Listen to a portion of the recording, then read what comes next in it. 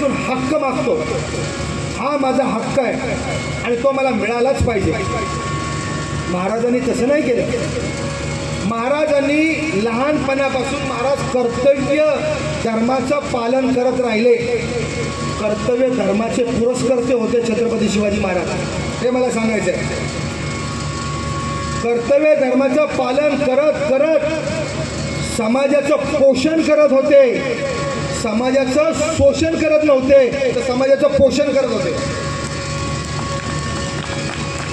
आताचे जे राज्यकर्ते आहेत ते समाजाचं पोषण करतात का शोषण करतात, या प्रत्येक राज्यकर्त्यानं आपलं आत्मचिंतन किंवा आत्मपरीक्षण करावं। मला काही दिसत नाही, मला तर असंच दिसतंय की सगळे राज्यकर्ते या महाराष्ट्रातले आणि देशातले महाराष्ट्राचं पोषणच करतायत, असं मला दिसतंय।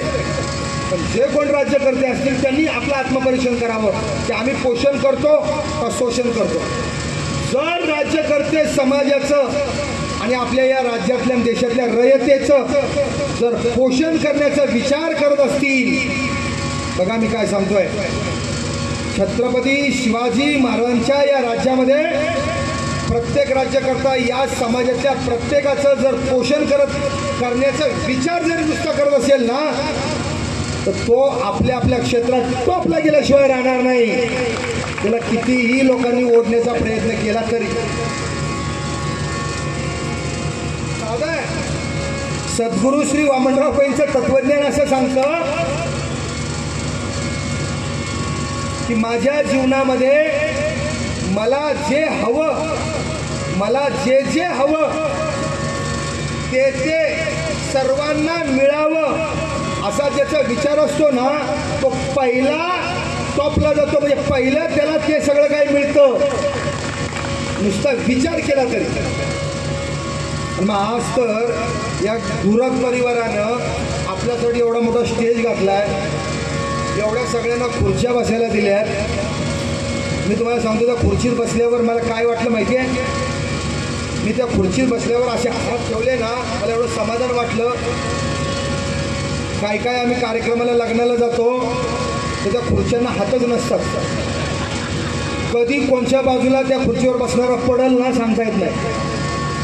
पण मी बसलो ना तर मला या धुरक परिवाराला, त्या धुरक परिवाराचं एवढं त्याची कृतज्ञता बरं का व्यक्त करावी असं वाटलं की या धुरक परिवाराने हाही विचार केला की खुर्च्या सुद्धा चांगल्या हाताच्या आणि मजबूत बसायला ठेवाव्या।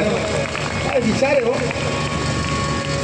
जर कार्यक्रम करायचाच ना तर चांगला भव्य स्टेज घालून छत्रपती शिवाजी महाराजांची एवढी मूर्ती नाही आणून ठेवली, अशी एवढी मोठी मूर्ती आणून ठेवली। देव त्यांचं का त्या परिवाराचं भलं करणार नाही? जर त्यांचा मुलगा आहे राजदत्त, त्याच्या इच्छा आकांक्षा का पूर्ण होणार नाही? सगळ्या त्याच्या इच्छा आकांक्षा पूर्ण होणार। त्याची आईसाहेब सौभाग्यवती सुप्रिया सुजय धुरक, या मातेच्या इच्छा का पूर्ण होणार नाहीत? मी का सांगतोय जे आपल्याला पाहिजे। मला जर चांगल्या ऐसपैस खुर्चीवर बसावं असं वाटतं